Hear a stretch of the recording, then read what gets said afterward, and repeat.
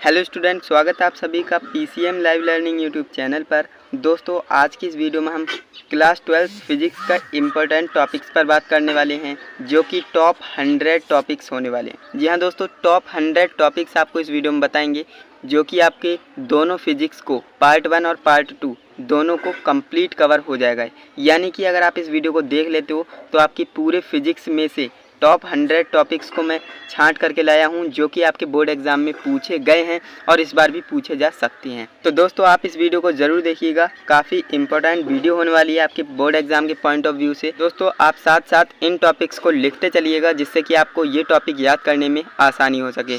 And friends, इसकी PDF मैं आपको टेलीग्राम पर प्रोवाइड करा ही दूंगा। आपने अगर टेलीग्राम चैनल को ज्वाइन नहीं किया है तो आप कर सकते हो। तो फ्रेंड्स, आपकी जानकारी के लिए बता दें, ये जो टॉपिक मैं लेकर के आया हूँ, ऐसा नहीं कि कहीं से भी लिया है। प्रीवियस ईयर्स के पेपर्स को मैंने एनालाइज किया है एंड उसके बाद ही मैंने ये टॉपिक्स को लिखा है। काफ़ी इंपॉर्टेंट टॉपिक्स हैं एंड आपको याद होने ही चाहिए, क्योंकि प्रीवियस ईयर्स में पूछे गए हैं, तो इस बार भी हो सकता है पूछ ले। क्योंकि आप जानते हैं 7 सेट बनते हैं और सातों सेट में कुछ क्वेश्चंस ऐसे होते हैं जो कि कॉमन होते हैं ना, सातों सेट में पूछ लिए जाते हैं, और कुछ क्वेश्चन ऐसे होते हैं जो यूनिक होते हैं, किसी सेट में पूछे जाते हैं ना। तो वो मैंने सभी इस वीडियो में कवर किया है, आपको बिल्कुल भी टेंशन लेने की ज़रूरत नहीं है। आप इस वीडियो को कंप्लीट देखिए, आपको टॉप 100 टॉपिक्स देंगे, जिससे कि आपके बोर्ड एग्जाम में क्वेश्चंस फंसेंगे। एंड फ्रेंड्स, अगर आप इन टॉपिक्स को याद कर लेते हो ना, तो डेफिनेटली आपका जो प्री बोर्ड एग्जाम होता है ना, प्री बोर्ड, उसमें भी आपको इसमें से ही क्वेश्चन देखने को मिलने वाले हैं। अगर आपको यकीन ना हो तो आप इन क्वेश्चंस को लिख लीजिएगा, और प्री बोर्ड में जब आप एग्जाम दे करके आएंगे ना, तो इसी वीडियो पर आकर के मुझे कमेंट करिएगा कि हाँ, इसमें से आपके क्वेश्चंस आए हैं या नहीं, वो आप मुझे कमेंट में बता सकते हैं। तो चलिए दोस्तों, बिना टाइम वेस्ट की वीडियो शुरू करते हैं एंड आपको टॉप 100 टॉपिक्स बता देते हैं जो कि इम्पोर्टेंट होने वाले। तो दोस्तों, यहाँ पर देखिए, सबसे पहला जो टॉपिक होता है ना, जो बच्चे जानता है, कूलाम का नियम है ना। कूलाम का नियम तो एक ऐसा टॉपिक है जो कि हर एक बच्चे को याद होता है, हर एक बच्चा इसे लिखना जानता है। एंड फ्रेंड्स, इसके बाद जो हमारा टॉपिक है, विद्युत क्षेत्र की तीव्रता। जी हाँ दोस्तों, विद्युत क्षेत्र की तीव्रता काफ़ी इंपॉर्टेंट है, इसे आप स्टार मार्क ज़रूर कीजिएगा, ओके। एंड फ्रेंड्स, इसके बाद जो हमारा टॉपिक है, 3rd नंबर टॉपिक है विद्युत बल रेखाएं। विद्युत बल रेखाएं और चुंबकीय बल रेखाएं क्या होती हैं, वो आप याद कर लीजिएगा, काफ़ी इंपॉर्टेंट है, इससे क्वेश्चंस बनते हैं एग्जाम में और इस बार भी बनेंगे। और दोस्तों, इसके बाद जो हमारा टॉपिक है वो है बिंदु आवेश के कारण किसी बिंदु पर वैद्युत क्षेत्र की तीव्रता का व्यंजक। जी हाँ दोस्तों, इसमें मैंने डेरिवेशंस को भी लिया है, जो कि मोस्ट रिपीटेड डेरिवेशन है, उनको ही मैंने लिया है, किसी फर्जी डेरिवेशन को नहीं लिया है, ओके। एंड इसके बाद 5th नंबर हमारा डेरिवेशन है, तो द्विध्रुव के कारण अक्षीय स्थिति में वैद्युत क्षेत्र की तीव्रता का व्यंजक है ना। इसका भी व्यंजक आपको आना चाहिए, अक्षीय और निरक्षीय दोनों में आपका आना चाहिए। देखिए, निरक्षीय स्थिति में वैद्युत क्षेत्र की तीव्रता आ गया ना, तो इन दोनों को तो आपको याद ही करना है, और किसी बिंदु आवेश के कारण भी आपको याद रखना है, क्योंकि ये भी आपके बोर्ड एग्जाम में पूछा जाएगा, है ना। एंड इसके बाद जो आपका 7th नंबर है, वो है एक समान विद्युत क्षेत्र में द्विध्रुव पर लगने वाला बल आघूर्ण, है ना, टाउ बराबर, है ना, वो आपको याद करना है, जो कि आपको डेरिवेशन बिल्कुल अच्छे से आना चाहिए। और अगर आप इनमें से किसी डेरिवेशन के ऊपर पर्टिकुलर वीडियो देखना चाहते हो तो प्लेलिस्ट मैंने बना रखी है, आप देख सकते हैं। अगर आप मुझसे डेरिवेशंस को पढ़ना चाहते हैं तो पढ़ सकते हैं, ओके। एंड इसके बाद 8th नंबर हमारा जो डेरिवेशन नहीं कह सकते, ये हमारी जो है परिभाषा है, तो इसे आप याद रखेंगे। विद्युत फ्लक्स क्या होता है, परिभाषा और इसका मात्रक और इसकी विमा, ये सारी चीज़ें आपको आना चाहिए, क्योंकि ये जो है प्रीवियस ईयर्स में पूछा गया है और इस बार भी पूछा जाएगा। दोस्तों, वीडियो थोड़ी बड़ी होगी, लेकिन आपको कंप्लीट देखना है, क्योंकि ये आपका जो है कंप्लीट फिजिक्स की सवाल है ना, कंप्लीट फिजिक्स की बात है, इसलिए आपको वीडियो कंप्लीट देखनी चाहिए। एक फिजिक्स की बात नहीं कर रहा हूँ, दोनों फिजिक्स के आपको इसमें मिलने वाले हैं टॉपिक्स, है ना। इसके बाद जो हमारा है गॉस की प्रमेय और इसके अनुप्रयोग। गॉस की प्रमेय और इसके अनुप्रयोग आपको आना चाहिए, जो कि इम्पोर्टेंट है आपके बोर्ड एग्जाम के पॉइंट ऑफ व्यू से। एंड इसके बाद जो 10th नंबर है, विद्युत विभव क्या होता है और विभवांतर क्या होता है। ये तो काफ़ी आसान है, 10th में ही आपने पढ़ रखा होगा, विभव और विभवांतर क्या होता है। एंड इसके बाद जो हमारा 11 नंबर है, बिंदु आवेश के कारण विभव, है ना, बिंदु आवेश के कारण विभव, ये हमारा व्यंजक है, डेरिवेशन है, इसे आपको याद करना है, काफ़ी इंपॉर्टेंट डेरिवेशन है, ओके। थोड़ी सी वीडियो हिल रही है, उससे आपको मैनेज करिएगा। 12वां नंबर है विद्युत द्विध्रुव के कारण अक्षीय और निरक्षीय स्थिति में विभव, है ना, ये काफ़ी इंपॉर्टेंट है, VVIMP ज़रूर डालिएगा, है ना, VVIMP क्वेश्चन है, डेरिवेशन है, ये आपका पूछा जाएगा इस बार भी, क्योंकि प्रीवियस ईयर्स में पूछा गया है। आप प्रीवियस ईयर्स के क्वेश्चंस को एनालाइज किया करें, मैं बार बार कहता हूँ, उनको आप लगाया करें, है ना। क्वेश्चंस को जब आप लगाएंगे ना, तो बोर्ड एग्जाम का लेवल आपको पता लगेगा कि किस लेवल से क्वेश्चन पूछे जाते हैं, एंड आपको पता लगेगा कौन सा क्वेश्चन रिपीटेड है ना। एंड इसके बाद जो हमारा 13 नंबर क्वेश्चन है, जो कि टॉपिक है हमारा विभव प्रवणता और इसकी परिभाषा और मात्रक और विमा। देखिए कोई भी टॉपिक अगर आप पढ़ रहे हो तो उसकी परिभाषा, मात्रक और विमा, ये चारों चीज़ें आपको आना चाहिए, क्योंकि इनमें से ही क्वेश्चन बना देता है। हो सकता है मात्रक पूछ ले, हो सकता है विमा पूछ ले, या फिर हो सकता है परिभाषा ही पूछ ले, है ना। तो इसलिए आपको कंप्लीट कवर करना होता है टॉपिक को। आपको विभव प्रवणता ही नहीं पढ़ना है, आपको परिभाषा, मात्रक और विमा सब कुछ पढ़ना है ना। इसके बाद जो हमारा नेक्स्ट टॉपिक है समविभव पृष्ठ किसे कहते हैं, इसकी विशेषताएं क्या होती हैं, कैरेक्टरिस्टिक्स आपको पढ़ लेना है। एंड इसके बाद जो हमारा नेक्स्ट है विद्युत स्थितिज ऊर्जा क्या होता है, इसका व्यंजक क्या होता है ना। विद्युत स्थितिज ऊर्जा का व्यंजक आपको आना चाहिए, काफ़ी इंपॉर्टेंट है, इसे आप याद रखेंगे। एंड इसके बाद 16वां नंबर टॉपिक है। सो फ्रेंड्स अभी मैं इसे जो है लिख कर गंदा कर दे रहा हूँ, तो आपको इसका स्क्रीनशॉट नहीं लेना है, आपको जो है इसका मैं टेलीग्राम पर प्रोवाइड करा दूंगा, तो आप टेलीग्राम चैनल को ज़रूर ज्वाइन करिएगा। वहाँ पर आपको साफ़ सुथरी PDF मिल जाएगी, जिसे आप प्रिंट आउट निकाल सकते हैं, या फिर आप लिख करके अपने जहाँ पर भी स्टडी टेबल है वहाँ पर लगा सकते हैं, जिससे कि आपको पता रहे कि हमें क्लास 12 फिजिक्स में क्या क्या पढ़ना है और क्या क्या नहीं पढ़ना है ना। इसके बाद जो हमारा 16वां नंबर टॉपिक है एक समान विद्युत क्षेत्र में द्विध्रुव को घुमाने में किया गया कार्य, ये हमारा डेरिवेशन होता है, इसे भी आपको याद रखना है। इसके बाद जो हमारा 17 नंबर है धारिता, परिभाषा, मात्रक, विमा। जैसे कि मैंने आपको बताया धारिता पढ़ रहे हैं तो सिर्फ धारिता ही नहीं पढ़ेंगे हम परिभाषा भी पढ़ेंगे, मात्रक भी पढ़ेंगे, विमा भी पढ़ेंगे, है ना, क्योंकि इनमें से ही क्वेश्चन बनते हैं। इसके बाद है विलगित गोलीय चालक की धारिता, है ना, विलगित गोलीय चालक की धारिता, और इसका एक व्यंजक भी होता है, वो भी आप याद कर लीजिएगा। इसके बाद जो हमारा समांतर प्लेट संधारित्र है, इसकी धारिता हमें याद रखना है। एंड इसके बाद संधारित्र का संयोजन, है ना, श्रेणी क्रम क्या होता है और समांतर क्रम क्या होता है, वो सारा कुछ आपको आना चाहिए, और इसका जो है श्रेणी और समांतर क्रम में डेरिवेशन भी आपको आना चाहिए। इसके बाद जो हमारा 21 नंबर टॉपिक है संधारित्र की प्लेटों के बीच ऊर्जा घनत्व का व्यंजक, है ना, ऊर्जा घनत्व का व्यंजक आपको आना चाहिए, जो कि डेरिवेशन है। जैसा कि आप जानते हैं क्लास 12 फिजिक्स का दूसरा नाम डेरिवेशन है। सबसे ज़्यादा जो क्लास 12 की फिजिक्स में है ना, वो डेरिवेशन का ही वेटेज होता है ना, तो डेरिवेशन ही आपके बोर्ड एग्जाम में ज़्यादा पूछे जाएंगे, तो आपको डेरिवेशन को ही तैयार करना है। एंड फ्रेंड्स इसके बाद जो है 22वां नंबर है अनुगमन और अपवाह वेग, दोनों एक ही बात होती है, या फिर अनुगमन वेग करके पूछ लेगा या फिर अपवाह वेग करके पूछ सकता है, तो दोनों एक ही बात होती है, याद रखिएगा। इसके बाद 23 नंबर है धारा घनत्व, है ना, धारा घनत्व क्या होता है वो आपको याद रखना है। और ओम का नियम तो आप क्लास 10 से ही जानते हो, हालांकि 10th क्लास का डेरिवेशन नहीं है, इसमें कुछ और तरह से करना है, यानी अब अनुगमन वेग के आधार पर ओम के नियम का सत्यापन करना होता है, तो आप याद रखिएगा। आपको क्लास 10th वाला नहीं करना है, आपको क्लास 12th वाले तरीके से करना है डेरिवेशन, ओके, वरना आपके नंबर कट सकते हैं। इसके बाद जो हमारा 25 नंबर है अनुगमन वेग के आधार पर ओम के नियम की व्युत्पत्ति। देखिए मैंने कहा था ना, आपको ओम का नियम का डेरिवेशन तो करना है, लेकिन 10th क्लास का नहीं करना है, आपको अनुगमन वेग के आधार पर करना है ओम के नियम का सत्यापन। ये काफ़ी इंपॉर्टेंट है, ये पूछा भी गया है और इस बार भी पूछा जाएगा। यकीन ना हो तो प्रीवियस ईयर्स के पेपर्स को देख लीजिएगा, वहाँ पर आपको ये वाला टॉपिक मिल जाएगा, जो कि 5 से 6 नंबर में पूछा गया है। ओके, तो चलिए ये तो होगा 25 टॉपिक्स, इसके बाद के टॉपिक्स पढ़ लेते हैं। सो फ्रेंड्स अब तक हमने 25 टॉपिक्स को पढ़ लिया है, इंपॉर्टेंट टॉपिक्स को, एंड इसके बाद हम आते हैं 26 नंबर टॉपिक्स पर, यानी 26वें नंबर पे हमारा है विशिष्ट प्रतिरोध तथा प्रतिरोधकता क्या होता है ना, ये भी आपको पढ़ना है, काफ़ी इंपॉर्टेंट है। इसके बाद विशिष्ट चालकता भी आपको याद रखना है, जो कि काफ़ी बार पूछा गया है। एंड इसके बाद जो मोस्ट इम्पॉर्टेंट है विद्युत ऊर्जा तथा विद्युत शक्ति, है ना, इसे आपको याद करना है, इस पर डबल स्टार लगाइएगा। और जो ज़्यादा इंपॉर्टेंट है उसे मैं आपको बता ही देता हूँ। हालांकि इस वीडियो में मैं 100 टॉपिक्स को लाया हूँ, सारे के सारे इंपॉर्टेंट हैं, लेकिन एक होता है बहुत ज़्यादा इंपॉर्टेंट, है ना, तो वो मैं आपको बताते हुए चल रहा हूँ कि सबसे ज़्यादा इंपॉर्टेंट क्या है, वो आप याद रखेंगे, है ना। तो यहाँ पर आप देखेंगे 29 नंबर पे है सेल का विद्युत वाहक बल, है ना, EMF जिसे कहते हैं, इलेक्ट्रोमोटिव फोर्स, वो आपको याद रखना है। एंड इसके बाद जो देखिए सेल के टर्मिनल विभवांतर, विद्युत वाहक बल तथा आंतरिक प्रतिरोध में संबंध, ये हमारा डेरिवेशन होता है, काफ़ी इंपॉर्टेंट है, इसे आप याद रखिएगा, ट्रिपल स्टार ज़रूर लगाइएगा। इसके बाद जो हमारा है 31 नंबर पे किरचॉफ का नियम, है ना, किरचॉफ का नियम और व्हीटस्टोन सेतु, ये दोनों काफ़ी इंपॉर्टेंट टॉपिक हैं, इन्हें आप ज़रूर याद करिएगा, क्योंकि पूछे जाने वाले टॉपिक हैं, इसलिए मैं आपको बता रहा हूँ, है ना।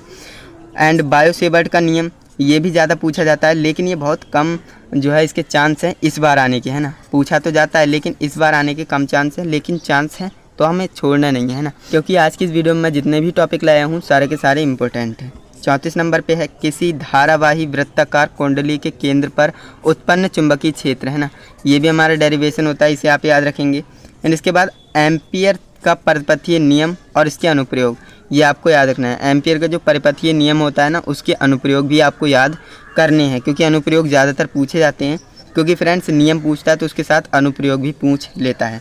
एंड इसके बाद जो 36 नंबर पे है दो समांतर धारावाही तारों के बीच लगने वाला बल, है ना, दो समांतर धारावाही तारों के बीच लगने वाला बल, ये भी काफ़ी इंपॉर्टेंट है, इसे आप याद कर लीजिएगा। एंड सबसे ज़्यादा इम्पोर्टेंट जो है वो ये है एक समान चुंबकीय क्षेत्र में धारावाही लूप पर बल आघूर्ण, है ना, तो इस पर आप ट्रिपल स्टार ज़रूर लगाइएगा, काफ़ी इंपॉर्टेंट है।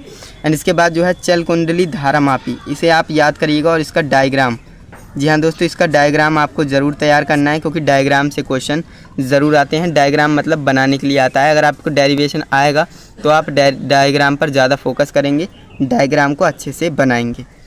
एंड इसके बाद जो हमारा नेक्स्ट है वो है चुंबकीय द्विध्रुव आघूर्ण, है ना, चुंबकीय द्विध्रुव आघूर्ण, इसे आपको याद करना है।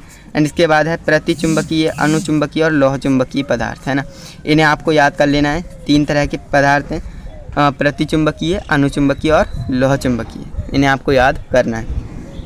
इसके बाद 41 नंबर पे है फैराडे के विद्युत चुंबकीय प्रेरण के संबंधित नियम जो होते हैं ना, उन्हें आपको याद करना है। फैराडे के जो विद्युत चुंबकीय प्रेरण संबंधित नियम होते हैं उन्हें आप याद कर लीजिएगा। एंड इसके बाद 42 नंबर पे है फ्लेमिंग के दाएं हाथ का नियम, आपको याद करना है। एंड इसके बाद है स्वप्रेरण तथा अन्योन प्रेरण गुणांक, ये ज़्यादा इंपॉर्टेंट है, तो इस पर आप इम्पोर्टेंट एंड ट्रिपल स्टार लगाइएगा, क्योंकि ये प्रीवियस ईयर्स में पूछा गया है, तो इस बार भी पूछ लिया जा सकता है ना। एंड इसके बाद जो 44 नंबर पे है प्रत्यावर्ती धारा के शिखर मान व वर्ग माध्य मूल मान में संबंध, है ना, दोनों में संबंध पूछेगा, प्रत्यावर्ती धारा के शिखर मान में और वर्ग माध्य मूल मान में, है ना, IRMS VRMS तो आप समझते ही हैं। इसके बाद जो है LR परिपथ पूछेगा और LCR परिपथ पूछेगा, इन दोनों में से एक ना एक तो ज़रूर पूछेगा, क्योंकि 7 सेट बनते हैं, ऐसा नहीं कि सातों सेट में अलग अलग क्वेश्चन पूछ ले, कुछ क्वेश्चन ऐसे होते हैं जो रिपीट हो जाते हैं ना, तो ये जो है LR या LCR दोनों परिपथ में से एक ना एक तो पूछेगा ही, तो इसलिए ये टॉपिक इम्पोर्टेंट हो जाता है। इसके बाद आता है ट्रांसफार्मर का सिद्धांत, है ना, ट्रांसफार्मर क्या होता है, कैसे वर्क करता है, उसका सिद्धांत क्या है, रचना क्या है, कार्यविधि क्या है ना, वो सारा आपको याद होना चाहिए, क्योंकि ट्रांसफार्मर आएगा तो उसका डायग्राम भी बनाना है, सिद्धांत, रचना, कार्यविधि सब कुछ लिखना पड़ेगा, तभी आपको 5 नंबर मिलेंगे, है ना। एंड फ्रेंड्स इसके बाद जो नेक्स्ट टॉपिक है वो है प्रत्यावर्ती धारा जनित्र, जो कि प्रत्यावर्ती धारा जनित्र होता है ना, AC जनरेटर जिसे कहते हैं, उसका सिद्धांत आपको पता होना चाहिए, रचना पता होना चाहिए, कार्यविधि भी पता होना चाहिए, है ना, तो ये सारा कुछ आपको पता होना चाहिए। एंड इसके बाद जो हमारा नेक्स्ट है विद्युत चुंबकीय तरंगों की विशेषताएं, विद्युत चुंबकीय तरंगों के बारे में तो आप जानते ही हो, उनकी विशेषताएं आपको पता होनी चाहिए। एंड इसके बाद है प्रकाश का परावर्तन तथा इसके नियम, ये काफ़ी इंपॉर्टेंट हो जाता है, इसको आपको याद करना है। और दर्पण सूत्र और इसका निगमन भी आता है, तो इसे आप याद रखेंगे, ये तो सबसे ज़्यादा इंपॉर्टेंट है, इस पर 5 स्टार लगाइएगा, क्योंकि ये पूछा गया टॉपिक है और दर्पण सूत्र से क्वेश्चन पूछा जाएगा, इसलिए ये इंपॉर्टेंट हो जाता है। तो ये हमारे होगा टॉप 50, अभी 50 और बाकी हैं, मैं आपको बताऊँगा, लेकिन उससे पहले आपको बता दें, अगर आपने अभी तक वीडियो को लाइक नहीं किया है तो भाई लाइक करो, क्योंकि इतनी मेहनत लगती है आपके लिए क्वेश्चंस टॉपिक को ढूंढने में, तो एक लाइक तो बनता ही है ना, तो लाइक ज़रूर कीजिएगा। एंड वीडियो अच्छी लग रही है तो चैनल को भी सब्सक्राइब कर लेना, और कमेंट में बताइएगा कि आपको नेक्स्ट वीडियो किस टॉपिक पर चाहिए। तो चलिए दोस्तों, हम 50 तो जान चुके हैं, 51 पे देखते हैं कौन सा टॉपिक है इंपॉर्टेंट, तो चलिए देखते हैं। सो फ्रेंड्स नेक्स्ट हमारा जो टॉपिक है वो है 51 नंबर पे प्रकाश का अपवर्तन तथा इसके नियम, है ना। मैंने आपको बताया था प्रकाश का परावर्तन और उसके नियम, और अपवर्तन उसके नियम, इन दोनों में से एक ना एक तो पूछेगा ही। इसके बाद क्रांतिक कोण तथा पूर्ण आंतरिक परावर्तन, है ना, क्रांतिक कोण क्या होता है, क्रिटिकल एंगल, और पूर्ण आंतरिक परावर्तन, ये दोनों आपको पता होना चाहिए, इसमें से क्वेश्चन ज़रूर पूछने वाला है। एंड फ्रेंड्स आपको बता दें, प्रकाश की जो हम चैप्टर पढ़ रहे हैं ना, इसमें से क्वेश्चन ज़्यादातर पूछे जाते हैं और ज़्यादातर पूछे जाएंगे। यहाँ पर आप देख सकते हैं, यहाँ तक सारे के सारे क्वेश्चन जो है उसी चैप्टर से हैं, और सबसे ज़्यादा वेटेज भी उसी चैप्टर का होता है, तो उस चैप्टर को तो आप पहले ही कवर कर चुके होंगे, अगर नहीं किया है तो आप बहुत बड़ी गलती कर रहे हो। सबसे पहले प्रकाश की यूनिट कवर कीजिए, है ना, कंप्लीट पढ़ लीजिएगा, और इसके आगे आता है जो हाइगेंस वाला, उसे भी आपको याद कर लेना है, काफ़ी इंपॉर्टेंट है, वेव ऑप्टिक्स और ऑप्टिक्स, है ना, दोनों को आप कंप्लीट कीजिएगा, तभी आप जो है स्कोर अच्छा कर पाएंगे फिजिक्स में, अदरवाइज़ पॉसिबल नहीं हो पाएगा, क्योंकि सबसे ज़्यादा जो है प्रकाशिकी में से ही पूछे जाते हैं क्वेश्चंस, है ना। प्रीवियस ईयर्स में जब आप देखेंगे ना तो प्रकाशिकी में से सबसे ज़्यादा क्वेश्चंस पूछे गए हैं और इस बार भी पूछे जाएंगे। एंड यहाँ पर देखिए किसी गोलीय पृष्ठ पर अपवर्तन का सूत्र, ये भी जो है प्रकाशिकी यूनिट से काफ़ी इंपॉर्टेंट है। इसमें तो बताने की ज़रूरत ही नहीं, ये पूरा चैप्टर ही आपके लिए इम्पोर्टेंट है। एंड फ्रेंड्स, जो ज़्यादा इंपॉर्टेंट है वो मैं लेकर आया हूँ इस वीडियो में, तो आप देखिए 54 नंबर पे हमारा जो टॉपिक है पतले लेंस की फोकस दूरी के लिए सूत्र, और लेंस मेकर सूत्र के नाम से भी इसे जानते हैं। तो ये जो टॉपिक काफ़ी इंपॉर्टेंट हो जाता है। लेंस मेकर सूत्र ज़्यादातर पूछे जाने वाला टॉपिक है, VVI MP क्वेश्चन है। ओके, तो इसे आप ज़रूर याद करिएगा। इसके बाद जो 55 नंबर पे टॉपिक है वो है संपर्क में रखे दो पतले लेंस की संयुक्त फोकस दूरी क्या होगी, वो हमें निकालना होता है। ये डेरिवेशन ही होता है, इसे आप याद कर लीजिएगा। इसके बाद 56 नंबर पे है लेंस की फोकस दूरी के लिए न्यूटन का सूत्र, है ना। ये टॉपिक भी काफ़ी ज़्यादा इंपॉर्टेंट है, इसे भी आप याद करिएगा। Okay, important. इसके बाद 57 नंबर पे हमारा टॉपिक है जो कि है प्रिज्म के पदार्थ के अपवर्तनांक का व्यंजक, है ना। प्रिज्म का जो पदार्थ होता है उसके अपवर्तनांक का व्यंजक पूछा जाता है, तो इसे आप याद रखेंगे। इसके बाद जो है 58 नंबर पे हमसे पूछा जा रहा है कि वर्ण विक्षेपण क्षमता, ये भी पूछे जाने वाला टॉपिक है, इसे भी इम्पोर्टेंट डाल लीजिएगा। इसके बाद है संयुक्त सूक्ष्मदर्शी के प्रतिबिंब बनने के किरण आरेख, है ना। संयुक्त सूक्ष्मदर्शी, अब देखिए सूक्ष्मदर्शी और दूरदर्शी जो कि सबसे ज़्यादा इम्पोर्टेंट आपके टॉपिक्स हो जाते हैं, तो इन्हें आपको पढ़ लेना है। देखिए संयुक्त सूक्ष्मदर्शी के प्रतिबिंब बनने का किरण आरेख पूछा जा रहा है। नेक्स्ट में हमसे खगोलीय दूरदर्शी के प्रतिबिंब बनने का किरण आरेख पूछा जा रहा है। एंड इसके बाद परावर्ती दूरदर्शी के प्रतिबिंब बनने का किरण आरेख पूछा जा रहा है। तो आप समझ सकते हैं ये 3 टॉपिक कितने ज़्यादा इंपॉर्टेंट है, महा इंपॉर्टेंट टॉपिकों के। इन्हें आप ज़रूर याद करिएगा। अगर आप इन्हें तैयार नहीं करते हैं तो आपका ज़्यादातर स्कोर जो है कम हो सकता है फिजिक्स में। जैसा कि मैंने आपको बताया था, जो आपका प्रकाशिकी यूनिट है ना, प्रकाशिकी, उसे आपको ज़रूर पढ़ना है, क्योंकि सबसे ज़्यादा इम्पोर्टेंट ये वाली यूनिट होती है। सबसे ज़्यादा नंबर की भी यही वाली यूनिट है, तो आप याद कर लीजिएगा। एंड इसके बाद जो हमारा नेक्स्ट टॉपिक है 62 नंबर पे है तरंगाग्र और इसके प्रकार, है ना। तरंगाग्र क्या होता है, इसके प्रकार क्या होते हैं। एंड इसके बाद हाइगेंस की द्वितीयक तरंगिकाओं का सिद्धांत भी इसी चैप्टर में होता है, जो कि आप जानते हैं कितना ज़्यादा इंपॉर्टेंट है। प्रीवियस ईयर्स के क्वेश्चंस को देखेंगे तो आपको पता लगेगा। एंड फ्रेंड्स, वीडियो में आगे बढ़ने से पहले आपको बता दें, इन टॉपिक्स को आप हल्के में मत लेना, क्योंकि ये टॉपिक्स आपको प्री बोर्ड में भी देखने को मिलने वाले हैं। यकीन ना हो तो आप जब आप प्री बोर्ड एग्ज़ाम देने जाएं तो आपके पास पेपर होगा, आप मैच करिएगा। मैक्सिमम क्वेश्चंस आपको इन्हीं टॉपिक्स में देखने को मिलने वाले हैं। ओके, एंड इसके बाद जो हमारा नेक्स्ट टॉपिक है वो है हाइगेंस की द्वितीयक तरंगिकाओं के सिद्धांत के आधार पर परावर्तन की व्याख्या। ये हमारा जो है डेरिवेशन होता है, एंड ये भी हमारा डेरिवेशन है। हाइगेंस की द्वितीयक तरंगिकाओं के सिद्धांत के आधार पर अपवर्तन की व्याख्या। देखिए अंतर क्या है, यहाँ पर परावर्तन है, यहाँ पर अपवर्तन है, यानी ये दोनों काफ़ी इंपॉर्टेंट टॉपिक हो जाते हैं आपके बोर्ड एग्ज़ाम के दृष्टि से, है ना। तो आप इन्हें ज़रूर याद करिएगा। एंड इसके बाद जो हमारा 66 नंबर क्वेश्चन है, जो कि टॉपिक है व्यतिकरण तथा इसकी आवश्यक शर्तें, है ना। व्यतिकरण क्या होता है और इसकी आवश्यक शर्तें क्या होती हैं, वो आपको याद करना है। जिसके बाद व्यतिकरण में परिणामी तरंग का आयाम व तीव्रता, दोनों आपको याद होना चाहिए। व्यतिकरण में परिणामी तरंग का आयाम और तीव्रता आपको याद होनी चाहिए।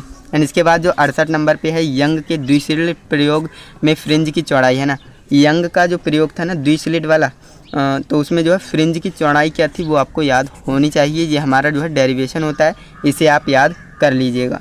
एंड इसके बाद 69 नंबर पे है विवर्तन तथा विवर्तन के प्रकार, है ना। विवर्तन क्या होता है और इसके प्रकार क्या होते हैं वो आपको पता होना चाहिए। एंड फ्रेंड्स, इसके बाद 70 नंबर टॉपिक है एकल झिरी के कारण प्रकाश का विवर्तन, है ना। एकल झिरी के कारण प्रकाश का विवर्तन, ये ज़्यादा नहीं पूछा जाता, लेकिन इस बार पूछा जा सकता है, तो इसलिए हमने इसको भी टॉपिक्स में ले लिया है, इंपॉर्टेंट टॉपिक्स में ले लिया है। इसके बाद जो है 71 नंबर टॉपिक है प्रकाश का ध्रुवण, है ना। प्रकाश का ध्रुवण क्या होता है उसको आपको पता होना चाहिए। इसके बाद पोलराइड तथा समतल ध्रुवित प्रकाश उत्पन्न करने की विधि का विवरण, है ना, वर्णन, ये आपको याद होना चाहिए। पोलराइड क्या होता है, समतल ध्रुवित प्रकाश उत्पन्न करने की विधि का वर्णन आपको आना चाहिए। इसके बाद जो है 73 नंबर टॉपिक है, जो कि हमसे कह रहा है कि देहली आवृत्ति, देहली तरंगदैर्घ्य व कार्यफलन, है ना। ये आपको याद होना चाहिए। 3 टॉपिक से इसमें आपके क्लियर होते हैं। देहली आवृत्ति क्या होता है, देहली तरंगदैर्घ्य क्या होता है, कार्यफलन क्या होता है, वो सारा कुछ आपको पता होना चाहिए। 74 नंबर टॉपिक है आइंस्टीन का प्रकाश वैद्युत समीकरण, ये भी आपको याद होना चाहिए। तो फ्रेंड्स, ये मोस्ट इंपॉर्टेंट है, इसे आप ज़रूर याद करिएगा। इसके बाद जो हमारा 75 नंबर टॉपिक है वो है दे ब्रोगली तरंगदैर्घ्य का व्यंजक, है ना। दी ब्रोगली, दे ब्रोगली कई तरह से पूछा जा सकता है, कंफ्यूज मत होइएगा। दे ब्रोगली तरंगदैर्घ्य का व्यंजक, ये आपको याद रखना है। ये भी काफ़ी बार पूछा गया है, इस बार भी पूछा जा सकता है। तो दोस्तों अभी तक तो जो है हमारे 75 क्वेश्चंस जो कि टॉपिक्स हैं वो कवर हुए हैं। अभी मैं आपको 100 बताऊंगा। देखिए जितने मैंने बताए हैं उतने ही बताऊंगा। कई वीडियोज ऐसी होती हैं जो थंबनेल में तो बता देते हैं कि हम टॉप 100 बता रहे हैं, लेकिन बताते सिर्फ 60-50 ही हैं। लेकिन जितना मैं बोलता हूँ उतना करता हूँ, है ना। तो यहाँ पर देखिए टॉप 75 अभी तक हमने पढ़ लिए हैं। एंड वीडियो का अभी तक लाइक नहीं किया तो भाई लाइक कर दीजिए, चैनल पे नए हो तो सब्सक्राइब भी कर लेना। तो चलिए दोस्तों अब हम नेक्स्ट टॉपिक्स को देखते हैं जो कि इम्पोर्टेंट होने वाले हैं। सो फ्रेंड्स नेक्स्ट जो हमारा टॉपिक होने वाला है वो यहाँ पर 76 नंबर होने वाला है। रदरफोर्ड का अल्फ़ा कण प्रकीर्णन सिद्धांत, है ना। रदरफोर्ड ने जो अल्फ़ा कण प्रकीर्णन सिद्धांत दिया था वो आपको याद होना चाहिए, क्योंकि ये भी पूछा जा सकता है। इसके बाद 77 नंबर टॉपिक है रदरफोर्ड का परमाणु मॉडल और इसकी कमियां। देखिए कमियां ज़रूर पूछेगा, ये मैं आपको पहले ही बता देता हूँ। अगर रदरफोर्ड का परमाणु मॉडल आएगा तो उसके साथ में खामियाँ यानी कमियाँ ज़रूर पूछेगा, ओके। एंड इसके बाद जो हमारा 78 नंबर टॉपिक है बोहर का परमाणु मॉडल, है ना। बोहर का परमाणु मॉडल भी आपको याद होना चाहिए। एटम एंड न्यूक्लियस चैप्टर में से ये क्वेश्चंस हैं, टॉपिक्स हैं। इसके बाद है हाइड्रोजन स्पेक्ट्रम की विभिन्न श्रेणियां, है ना। हाइड्रोजन की स्पेक्ट्रम जो होता है ना उसकी काफ़ी सारी श्रेणियाँ होती हैं, वो भी आपको याद होनी चाहिए। एंड इसके बाद 80 नंबर टॉपिक है समस्थानिक, संभारिक और समन्यूट्रॉनिक। ये तीनों आपको याद होना चाहिए। संभारिक क्या होता है, समस्थानिक क्या होता है, समन्यूट्रॉनिक क्या होता है, वो सारा कुछ आपको पता होना चाहिए। यहाँ से 2 नंबर की परिभाषा बनेगी, ज़्यादा बड़ी परिभाषा नहीं बनने वाली है। इसके बाद 81 नंबर टॉपिक है जो कि हमसे पूछ रहा है कि नाभिकीय बल तथा इसकी विशेषताएं क्या होती हैं, ना। नाभिकीय बल क्या होता है, इसकी विशेषताएं क्या होती हैं, ये भी पूछा जा सकता है। इस बार पूछेगा ही पूछेगा। एंड इसके बाद जो है 82 नंबर टॉपिक है जो कि हमसे कह रहा है कि परमाणु द्रव्यमान का मात्रक क्या होता है, ना। परमाणु द्रव्यमान का मात्रक, ये आपको याद रखना है। इसके बाद है द्रव्यमान क्षति, बंधन ऊर्जा और नाभिकीय विखंडन और नाभिकीय संलयन। ये जो 4 टॉपिक मैंने आपको बताए हैं ये 3-3, 2-2 नंबर वाले टॉपिक हैं और ये काफ़ी ज़्यादा इम्पोर्टेंट है। VVIMP ज़रूर लिखिएगा। जी हाँ दोस्तों, यहाँ से जो है 2 से 3 नंबर के क्वेश्चन बनेंगे, लेकिन ये आपको आने ही चाहिए, क्योंकि अगर आप 2 से 3 नंबर कंप्लीट नहीं करेंगे तो आपका स्कोर डाउन होना ही है। इसीलिए आपको बोल रहा हूँ कि इन्हें भी आपको याद करना है। एंड इसके बाद जो हमारा 87 नंबर टॉपिक है सौर ऊर्जा तथा इसके स्रोत क्या होते हैं वो आपको पता होने चाहिए। सौर ऊर्जा क्या होता है और इसके स्रोत क्या होते हैं वो आपको पता होना चाहिए। ये भी इम्पोर्टेंट है आपके बोर्ड एग्जाम के पॉइंट ऑफ व्यू से। एंड इसके बाद 88 नंबर टॉपिक है युग्म उत्पादन तथा युग्म विनाश, है ना। युग्म उत्पादन और युग्म विनाश, इन दोनों के बारे में आपको पता होना चाहिए, ये भी इम्पोर्टेंट है। एंड इसके बाद नेक्स्ट है हमारा 89 नंबर टॉपिक संयोजी ऊर्जा बैंड और चालन ऊर्जा बैंड, है ना। ये 2 बैंड होते हैं, इन्हें आपको याद करना है, संयोजन ऊर्जा बैंड और चालन ऊर्जा बैंड। यहाँ से 2 टॉपिक बनते हैं और दोनों टॉपिक मोस्ट इम्पोर्टेंट है, ओके। इन्हें आपको याद कर लेना है। एंड इसके बाद जो हमारा 90 नंबर टॉपिक है ऊर्जा बैंड के आधार पर चालक, कुचालक तथा अर्धचालक की परिभाषा।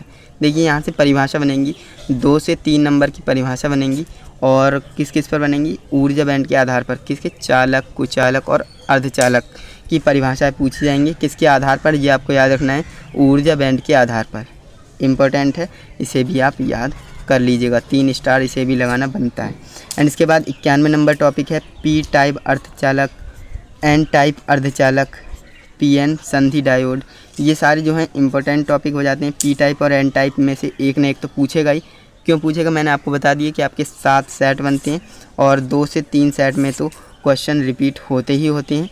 तो ये जो आपके पी टाइप और एन टाइप है ना, इनमें से एक ना एक ज़रूर पूछा जाएगा। तो इसलिए आप दोनों तैयार करेंगे, क्योंकि हो सकता है आपके पास आपके सेट में पी टाइप अर्धचालक आ जाए या फिर हो सकता है एन टाइप अर्धचालक आ जाए ना। तो रिस्क नहीं लेना है, हमें दोनों तैयार करना है, जिससे कि कोई भी आ जाए हम लिख सकें।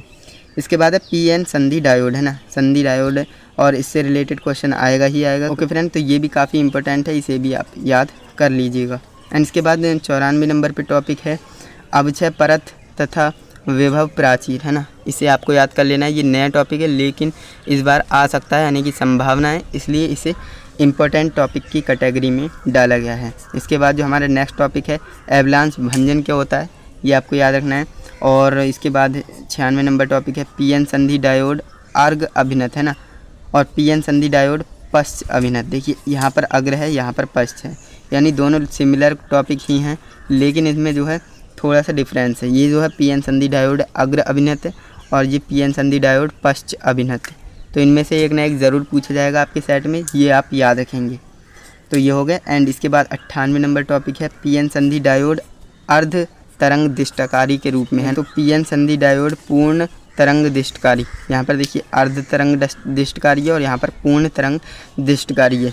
यानी ये भी दोनों सिमिलर टॉपिक ही हैं, लेकिन थोड़ा सा डिफरेंस है। तो इनमें से जो है सिमिलर टॉपिक जो होते हैं ना, थोड़ा सा डिफरेंस जिनमें होता है वो एक ना एक पूछा ही जाता है क्वेश्चन।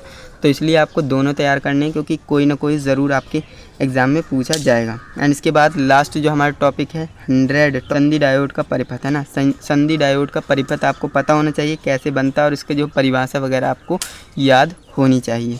तो ये जो है आपका काफ़ी इंपॉर्टेंट टॉपिक हो जाता है।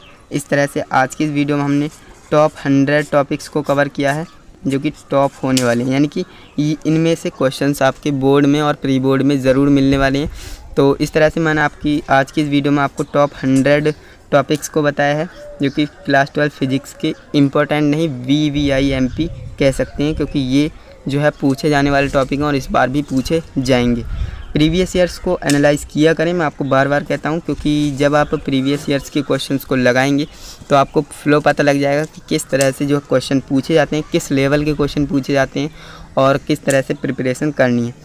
क्योंकि हार्ड वर्क नहीं करना है हमें स्मार्ट वर्क करना है ना, क्योंकि हार्ड वर्क करने वाला भी पीछे रह जाता है स्मार्ट वर्क करने वाले से, है ना। तो स्मार्ट वर्क करिए आप, जो है प्रीवियस ईयर्स को लगाइए क्वेश्चंस को। एंड मैं आपको जो है नेक्स्ट वीडियो लेकर आने वाला हूँ, और अगर आपके पास कोई टॉपिक है तो आप बताइएगा, मैं उस टॉपिक पर भी वीडियो ले आऊँगा। अदरवाइज़ मैं जो है सेट के ऊपर वीडियो लाने वाला हूँ, है ना। प्रीवियस सेट को सॉल्व करवाऊँगा एंड अपनी तरफ से भी सेट बनाने की कोशिश करूँगा, वो भी मैं आपको प्रोवाइड कराऊँगा, ओके, इस चैनल पर। तो आप इस चैनल को सब्सक्राइब ज़रूर से कीजिएगा। एंड वीडियो अच्छी लगती है तो लाइक कीजिए, कमेंट कीजिए एंड अपने फ्रेंड्स को भी बताइए इस चैनल के बारे में, ताकि वो भी जो है इम्पोर्टेंट टॉपिक्स को पढ़ सकें। क्योंकि आप जानते हैं फिजिक्स से छोटी मोटी नहीं है क्लास 12 की, काफ़ी सारा सिलेबस है और उसमें से अगर आपको इम्पोर्टेंट पता लग जाता है तो काफ़ी अच्छी बात होती है। तो आज की इस वीडियो में मैंने आपको कंप्लीट फिजिक्स का, है ना, कंप्लीट फिजिक्स से फर्स्ट और सेकेंड दोनों फिजिक्स के बारे में बताया है इस वीडियो में, है ना। एंड अगर आप अभी तक वीडियो में बने रहे हैं तो इसका मतलब आप जो है बोर्ड एग्ज़ाम को लेकर के सीरियस हैं एंड आप कुछ करना चाहिए। फ्रेंड्स, आज की वीडियो में मैंने आपको क्लास 12 फिजिक्स का इंपॉर्टेंट टॉपिक बताया एंड मैं आपको केमिस्ट्री के इंपॉर्टेंट टॉपिक ऑलरेडी बता चुका हूँ। अगर आपने नहीं देखा है तो आप चैनल पर जाकर देख सकते हैं, मैं प्लेलिस्ट का लिंक आपको डिस्क्रिप्शन बॉक्स में दे दूँगा, वहाँ से जाकर आप देख सकते हैं। एंड फ्रेंड्स, जो भी आप डेरिवेशन पढ़ना चाहते हैं कमेंट करिएगा, मैं आपके कमेंट पर भी वीडियो बना दूंगा। एंड फ्रेंड्स, अगर आपको इसकी PDF चाहिए तो आप स्क्रीनशॉट भी ले सकते हैं, अदरवाइज़ आपको PDF चाहिए तो टेलीग्राम पर आपको इसकी PDF मिल जाएगी, बिल्कुल साफ़ सुथरी PDF मिलेगी। उसे आप प्रिंट आउट भी निकाल सकते हैं या फिर आप किसी पेज पर लिख सकते हैं, जिससे कि आप अपने स्टडी टेबल पर लगा सकते हैं और आपको पता रहे कि हमें 12th फिजिक्स में से क्या क्या पढ़ना है ना। तो चलिए दोस्तों, आज के लिए बस इतना ही। वीडियो कैसे लगी कमेंट में ज़रूर बताइएगा। हम मिलते हैं नेक्स्ट इंपॉर्टेंट वीडियो के साथ, तब तक के लिए जय हिंद, वंदे मातरम।